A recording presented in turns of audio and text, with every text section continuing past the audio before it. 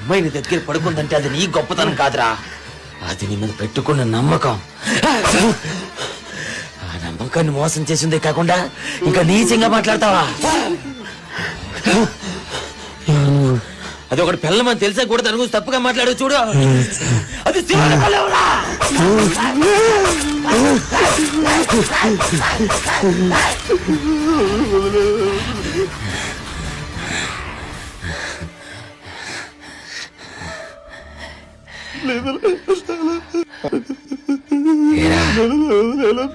ఇంకా జడ్న కొడుకులా కనిపిస్తున్నానా?